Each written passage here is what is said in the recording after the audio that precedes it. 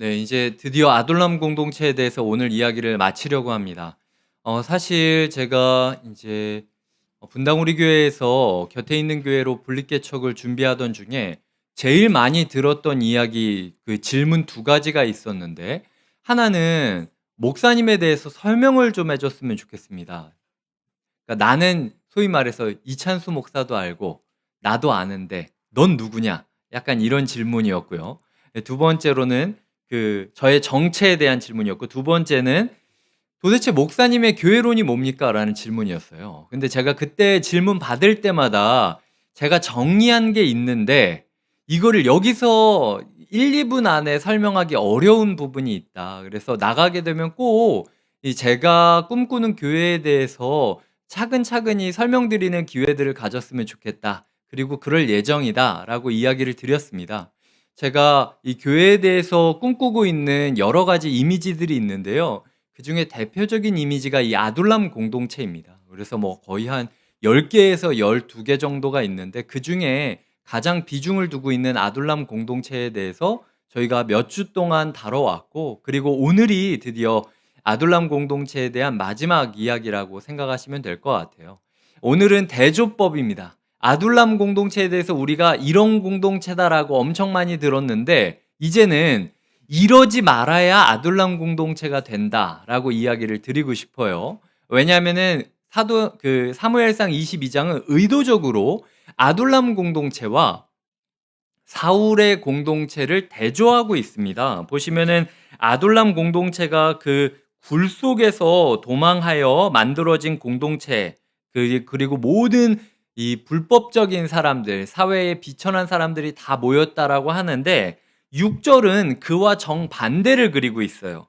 이 사울이 합법적인 모임, 그리고 공식적인 모임을 지금 이루고 있는데, 어디서 모이고 있느냐면 이 높은 곳에서 모이고 있다라고 합니다. 제가 본격적으로 이 사울의 공동체에서 설명해 드리기 전에 꼭 잊지 말고 전제로 깔아야 될 것은, 오늘 성경은 우리에게 양자택일이라고 이야기하는 거예요. 이거 아니면 이거다. 그러니까 너희가 여기 속했든지 여기 속했든지 둘 중에 하나인데 너희의 그 소속을 분명히 해라 라고 우리에게 묻고 있다라는 거죠.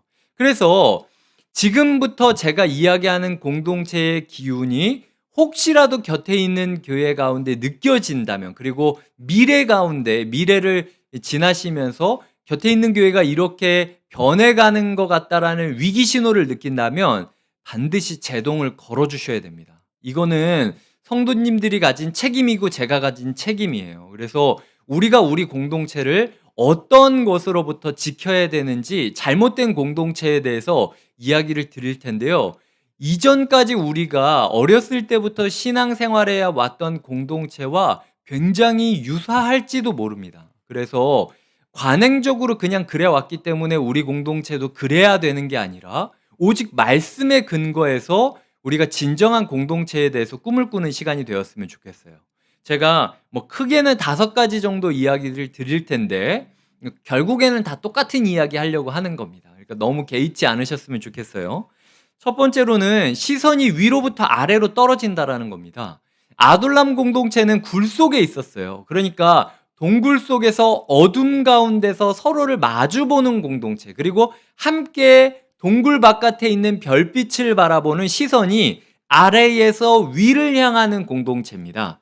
그런데 이 사울의 공동체는 6절을 보면은 높은 곳에 있었다라고 이야기해요. 기브아 높은 곳에서라고 이야기를 하는데, 이 높은 곳이 당시 종교적으로 조금 신성히 여기는 곳이 산꼭대기에 항상 있었습니다. 그러니까 이스라엘 사람들이 예배드리러 올라간다라고 표현을 하잖아요. 그리고 당시 고대 근동에서 예배드리는 곳은 항상 올라가는 곳이었습니다. 뭐 지구라트든 뭐든 간에 하여튼 위에 있었어요.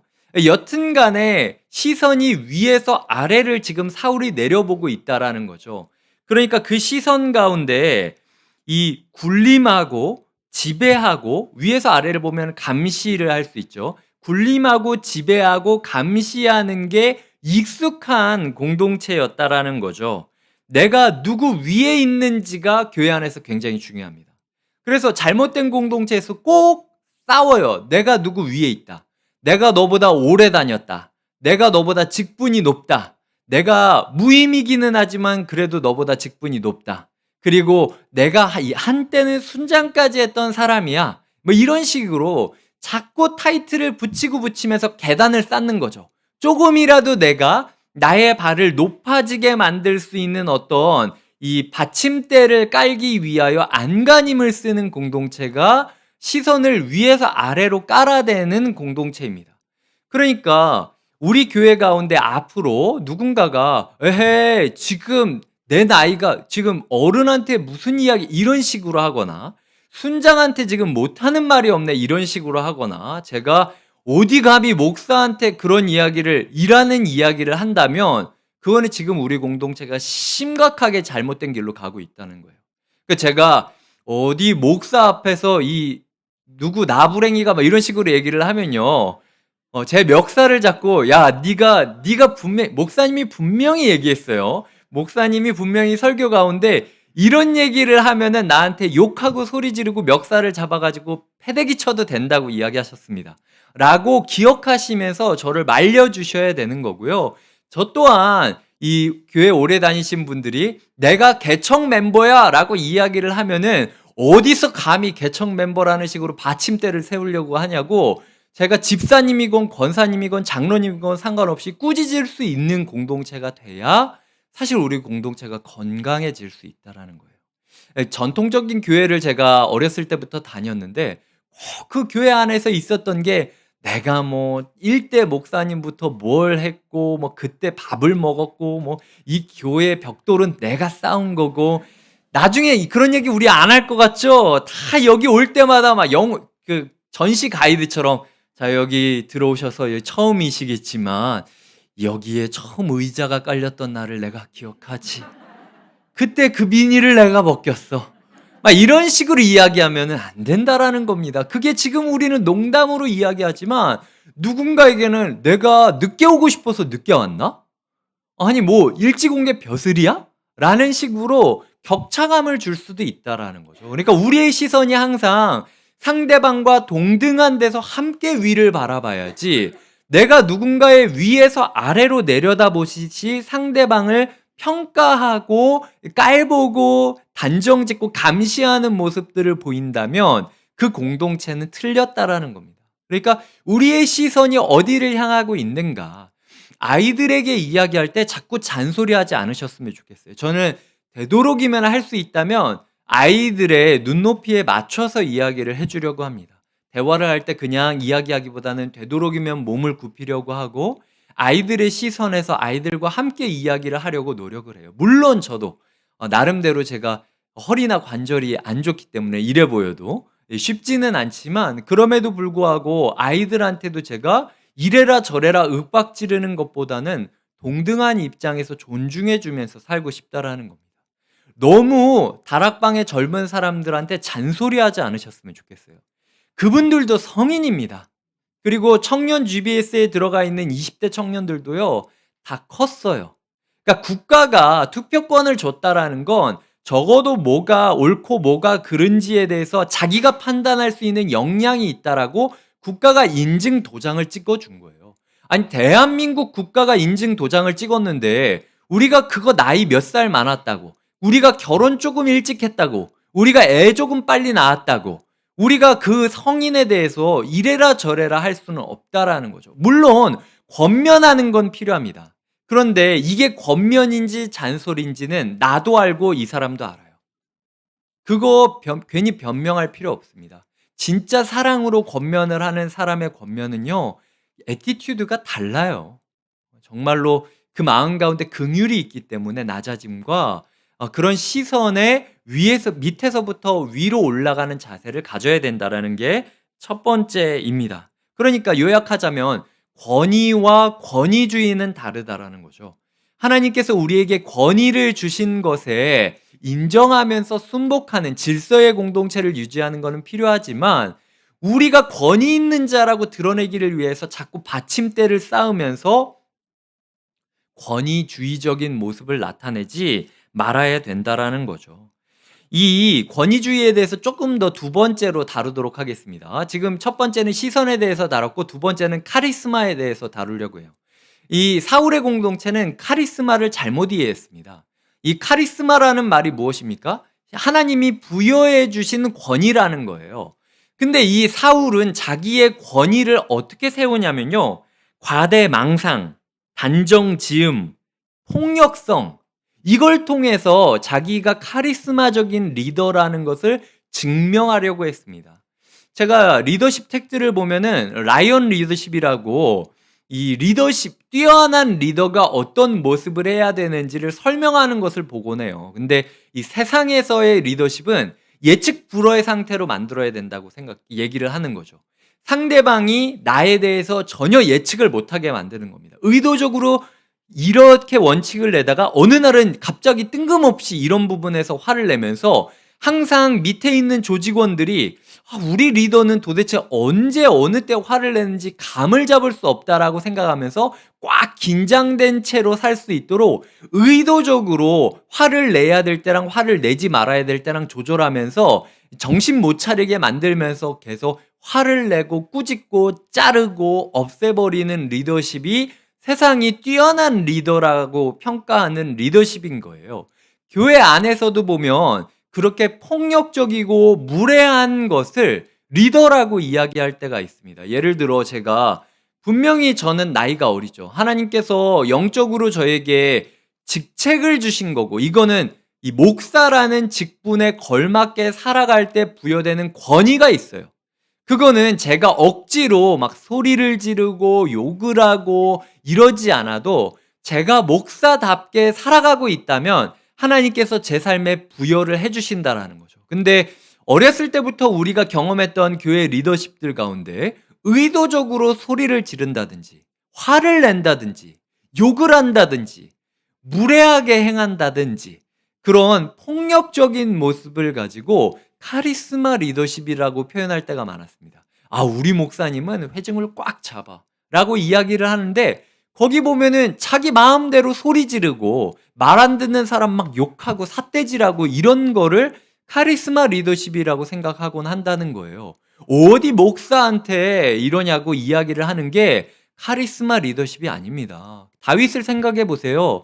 다윗은 그가 얼마나 폭력성이 없었으면 그의 신하들이 사울 목을 따자라고 이야기하라는 그 순간에도 다윗이 안 된다라고 이야기를 하고 옷자락만 배웠고 그 옷자락을 배웠다라는 사실 때문에도 죄책감을 느끼는 사람이었어요. 주변 사람들이 봤을 때 얼마나 한심했겠습니까? 이게 웃고 떠드는 이야기가 아니잖아요. 지금 이 사람들이 동굴 속에서 날마다 죽을지도 모르는 두려움 가운데 살아가고 있는데 우리의 리더 된다는 이 다윗이 너무나도 우유부단한 거예요. 한심할 정도로. 우리 목사님, 사람 착해서 안 돼. 우리가 화내주고 우리가 싸워야 돼. 라는 이야기가 절로 나오는 공동체가 다윗의 공동체였다라는 거죠. 이 사울의 공동체는 그게 아니었습니다. 사울은 이미 손에 단창을 들고 있었어요. 일상이었다라는 겁니다. 이 단창으로 누굴 죽이려 했습니까? 이 자기 아들을 던져서 죽이려고 했죠. 그리고 자기의 최우선적인 신하 다윗을 던져서 죽이려고 몇 번이나 던졌던 게 그 단창입니다. 그러니까 이 말이 단창, 위협용 단창이 아니라 진짜 지 자식한테도 던졌던 단창인 거예요. 진짜 골리앗을 쓰러뜨린 장수한테도 던졌던 단창을 사울이 일상적으로 들고 있었다라는 거죠. 우리 가운데 그 폭력성을 비워야 된다라는 겁니다. 특히 리더십인 분들 기억하셔야 돼요. 교사로서 내가 학생들한테 카리스마 있는 리더가 되기 위해서 마치 영웅놀이 하듯이 접근하지 않으셨으면 좋겠습니다. 순장님이 자기 삶의 스트레스를 순원들한테 화풀이하면서 보내지 않으셨으면 좋겠어요.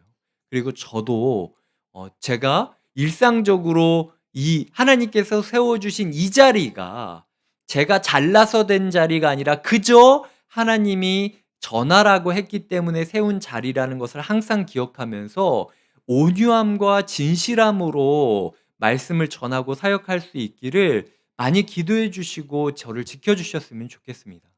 제가 한 다른 교회 사역자분이랑 만나서 이야기를 나눴는데 그분이 이런 이야기를 하시더라고요.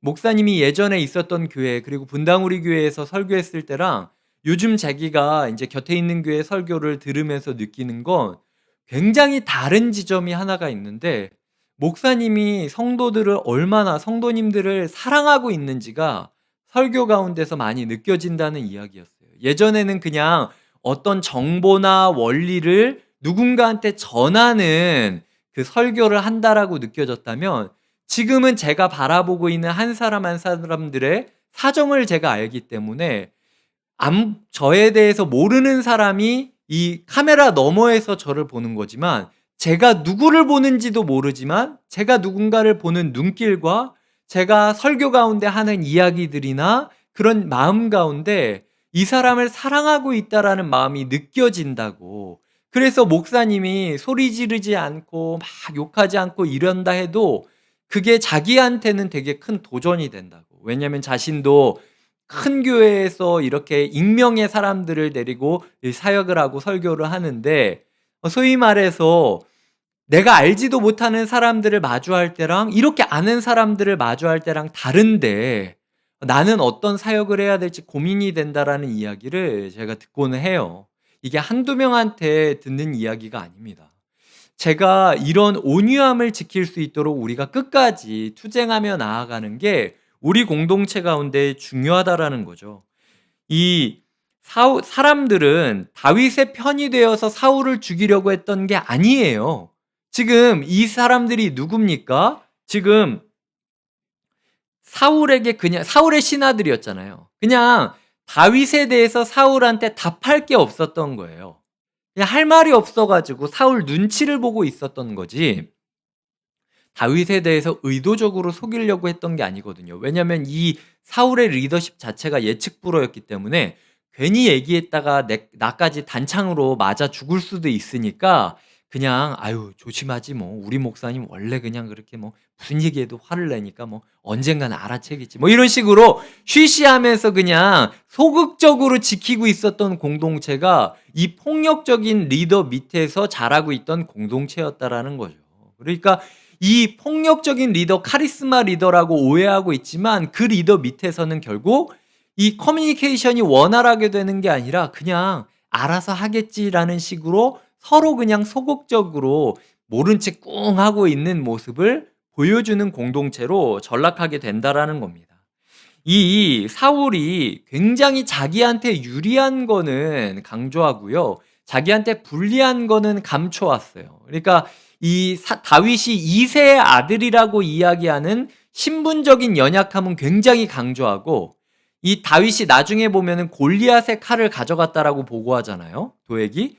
근데 이 제사장에게 이야기하면서 뭐라고 하냐면 골리앗의 칼을 가져갔다라고 이야기를 하는 게 아니라 그냥 칼을 가져갔다라고 이야기해요. 왜냐하면 골리앗의 칼이라는 말이 딱 들어간 순간 다윗이 얼마나 이스라엘을 위해서 엄청난 일을 했는지 사울 자신보다 얼마나 더 뛰어난지 그리고 우리에게 얼마나 순수하게 도움을 주었는지가 드러나니까 의도적으로 이 정보를 제한하면서 자기가 유리한 대로 왜곡하고 있다라는 거죠. 그리고 여기 보면 너 아히두베 아들아 라고 이야기를 하면서 나중에 보면은 12절에서 이 아히멜렉에게 이야기하는데요. 이게 보면은 너 아히두베 아들아 이거는 야 이 새끼야 이런 말이에요. 그냥 왕이 제사장 집안이 오자마자 그 제사장의 수장인 사람을 향해서 야 이 새끼야 그러면서 물컵 집어 던지듯이 폭력적인 언사를 하고 있는 게 그 말투고요. 그리고 이야기를 듣자마자 뭐 유보하고 뭐 고민하고 이런 거 없습니다. 즉각적으로 분노 때문에 그냥 죽여라 라고 이야기하고 사형 선고를 내리고 다 일족을 싸그리 멸문시키죠. 한 명이라도 남으면 후환이 남을 것 같으니까 모두를 죽여버리겠다라고 자기 화풀이를 하는 게 이 사울의 모습이었다라는 거죠. 요약하자면 사울의 모습은 굉장히 폭력적이었다라는 거예요. 그리고 자기의 과대망상, 폭력성, 단정 짓는 모습을 라이언 리더십, 그게 마치 뭔가 카리스마 리더십이라고 생각을 하면서 이게 리더지라고 이야기를 하면서 으스댔던 그 리더 사자의 탈을 쓰고 살아갔던 사람이 사울이었다라는 사실을 기억하셔야 됩니다. 우리의 공동체 가운데 서로를 향한 단창을 항상 들고 나를 건드리기만 해봐. 내가 이 단창으로 찔러 죽일 테니까. 라는 식으로 날카롭게 서로가 서로를 보면서 대하는 공동체가 되지 말기를 우리가 지켜야 된다라는 것이죠. 세 번째로는 편가르지 말아야 된다라는 겁니다. 이 베냐민 사람에게 연설하고 있죠. 지금 사울이 어디 출신이죠? 베냐민 출신입니다. 그러니까 이제 문제가 일어나자마자 지역 감정을 조장하고 있는 거예요. 그러니까 자기가 좋아하는 사람들, 자기를 사랑해 줄 수 있는 사람들만 딱 모아놓고 야, 너희는 내 편 아니냐라고 딱 그 울타리를 치는 거죠. 여기까지 내 편. 그러니까 교회 안에서 자꾸 편가르시면 안 돼요. 우리는 유치부 교사다. 우리는 뭐 어린이부 교사다. 우리는 청소년부 교사다. 우리 봉사팀이 최고. 우리 다락방이 최고. 우리 순장님이 완전 최고지. 라는 식으로 편을 가르면요. 그게 겉으로 봤을 때는 굉장히 끈끈해지고 좋아 보일 수 있죠. 근데 항상 울타리를 친다는 건 누구를 배제한다는 거예요. 우리 봉사팀이 최고라고 하는 거는 남의 봉사팀은 다른 봉사팀은 아무것도 아니다라고 이야기하는 그 뉘앙스가 이 속에 들어가 있다라는 거죠. 그러니까 그런 지역 감정을 조장하는 교회라면 그거는 문제 있는 교회라는 겁니다. 오늘은 안내팀이었다가 내일은 친교팀이 될 수도 있는 거고 오늘은 어린이부 교사였다가 내일은 청소년부 교사가 될 수도 있는 거예요. 하나님께서 흘러가게 하시면 흘러가는 거지. 나는 뭐 영원 무궁토록 뭐 어린이부를 위해서 내가 막 목숨을 걸었다. 막 그러면서 어린이부 전도사님 보면 되게 서운할 수 있겠지만 그런 지점에 있어서 우리가 나는 요거다라고 우리라는 편을 딱 만드는 순간 그 우리가 아니게 돼버린다는 겁니다. 우리라는 단어는 항상 열려있는 단어거든요. 근데 그걸 우리라고 이렇게 탁 울타리를 만드는 순간부터 이게 문제가 되기 시작한다라는 거죠. 밭과 포도원을 주지 않는다라고 이야기를 하는데요. 요 7절을 말하면 이새의 아들이 너희에게 각기 밭과 포도원을 주며 너희를 천부장 백부장을 삼겠느냐라는 말이 반문입니다. 나는 너희한테 밭과 포도원을 주지 않았냐? 그리고 너희를 천부장과 백부장으로 삼지 않았냐라고 이야기를 하는 거예요. 그러니까 그 교회 안에서는 철저히 이야기를 나눌 때 비즈니스적으로 이야기를 나누는 거죠. 내가 집사님한테 이 정도 해주지 않았습니까? 그럼 집사님도 나한테 이렇게 해줘야 되는 거 아닙니까? 제가 순장님한테 이 정도 해드렸잖아요. 그럼 순장님도 이 정도 선에서 그냥 그만하시죠. 라는 식으로 자꾸 정치 싸움이 이 안에서 계속되면서 마치 협상 테이블에 계속 오르듯이 서로가 서로 간에 막 날카롭게 거기 청소년부가 요번에는 예산 요 정도 썼으니까 다음에는 우리도 요 정도 쓸 때 청소년부 그냥 입 닫고 가만히 있어 주는 거예요. 이런 식으로 딜을 하면 안 된다라는 거죠. 그러는 순간 교회가 망해가는 지름길이라는 겁니다. 여기 보시면은 공모한다라는 단어가 나오는데요. 먼저 22장 8절에 나오죠. 너희가 다 공모하여. 그리고 22장 13절에 나오죠. 이새의 아들과 공모하여. 이 공모하다라는 단어가 18장 1절에 나온 단어입니다. 18장 1절에 보면요. 뭐라고 나오냐면 이 요나단이 다윗의 마음과 하나가 되다라는 말이 공모하다라는 말이에요. 이 똑같은 단어를 쓰고 있습니다. 그러니까 지금 이 사울이 뭐라고 이야기하냐면 니네끼리 짜고 치는 거 아니야. 꼭 편 가르는 사람은 편 안 가르고 있는 사람들도 자기들끼리 편을 가르고 있다고 생각해요. 자기가 울타리를 쳐놓고 울타리 밖에 있는 모든 사람들이 자기를 향하여 울타리를 쳐놨다라고 지금 얘기를 하며 적반하장의 태도를 보이고 있는 거예요. 그게 지금 사울의 모습이라는 거죠.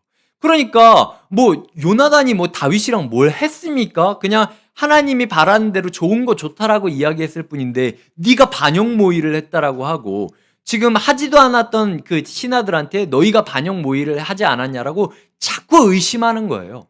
그러니까 꼭 편 가르는 분한테 편 가르지 않는 사람이 아유 권사님 우리는 정말로 권사님을 사랑해요. 한 번도 권사님을 뒤에서 욕하거나 아니면 의도적으로 배제하려고 한 적이 없어요라고 이야기를 해봤자 10시간을 이야기해도 못 믿어요. 왜냐하면 내가 편을 가르는데 울타리는 내가 쳤는 걸 내가 그 울타리를 허물기 전까지는 상대방이 나에게 울타리를 치지 않았다라는 사실이 입증이 안 되는 거예요. 그러니까 끝없는 논쟁만 하면서 아니야, 난 못 믿어. 증거를 보여줘. 내가 허물어야 보여질 수 있는 증거를 자꾸 남한테 허물라고 하니까 할 수가 없는 거죠. 그러니까 그게 계속 반복되면서 곁에 있는 교회도 별거 없었어. 뭐 곁에 있다고 하더니만 내 곁에는 아무도 없어. 라고 이야기를 하면서 자꾸 그냥 막 이렇게 그거 봐, 목사가 막 자기 좋아하는 사람들만 좋아하고 막. 제가 분명히 이야기 드렸습니다. 우리 교회에서 저랑 가장 가까워지려면 방법이 두 가지가 있다고 이야기 드렸어요. 기억하시죠? 순장이 되거나 훈련을 받거나. 그러면은 정말로 가까워질 수 있습니다. 그게 우리 교회가 분당 우리 교회를 이어가기로 한 질서예요. 이거를 허물고 이제부터는 내가 신방 목회에 전념하겠다. 훈련이고 나발이고 다 필요 없이 그냥 닥치는 대로 다 만나고 어떻게든 눈도장 찍고야 말겠다라고 결단하면 제가 신방 목회를 선택하는 거죠. 거기에 장단점이 있어요. 제가 그게 나쁘다고 하는 거 아니야. 근데 우리는 훈련 목회를 선택했잖아요. 훈련 목회를 선택했으면 결국 다락방 순장님과 훈련생으로부터 목양이 흘러가야 되는 게 우리의 질서라는 거예요. 근데 이광희 목사 순장들만 편에 딱 끼고 자기 훈련하는 사람들만 예쁘다고 아주 그냥 뭐 울타리를 치고 난리가 났구만 막 이렇게 이야기를 해봤자 소용이 없다. 내년에도 훈련의 여지가 있습니다. 그러니까 편하게 훈련 신청하시면 되고요. 더 중요한 건 우리 순장님들이나 이 훈련생들이 저에 대해서 우리 목사님은 나만 사랑해 이렇게 생각하느냐? 아니라는 거예요. 우리 목사님 숙제 좀 그만 내줬으면 좋겠다. 우리 목사님 순원들 좀 챙기라고 얘기 좀 그만하고 부담 덜 줬으면 좋겠다 라는 생각을 더 하고 있다라는 거죠. 그런 공동체를 우리가 꿈꿔야 된다라고 하는 겁니다. 그리고 지금 제가 시선에 대해서 이야기했고 카리스마에 대해서 이야기했고 편가르기에 대해서 이야기를 했잖아요.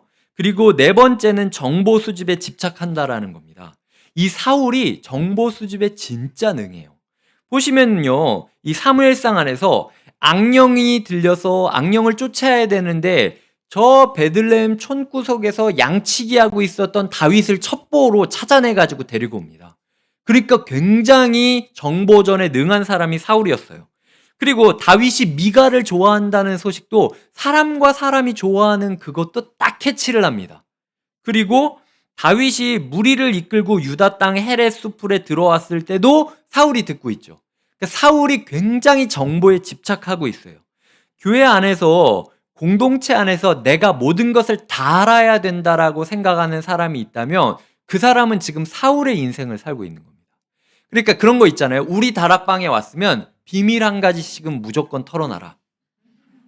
다른 사람한테는 절대 얘기하지 못했던 거, 평생 상처받았던 거나 아니면 진짜 죄지었던 거나 우리 다락방 안에서만 얘기해. 마치 조직에서 이렇게 너 어디까지 해왔니? 라는 식으로 이렇게 서로 마치 이렇게 네가 배신하면 내가 이거 꺼내는 거야. 우리 다 죽는 거다. 라는 식으로 마치 뒷골목에서 이렇게 암약을 맺듯이 우리가 내가 순장이라는 이유로 다락방 순원들의 모든 일거수일투족을 알 필요가 없어요.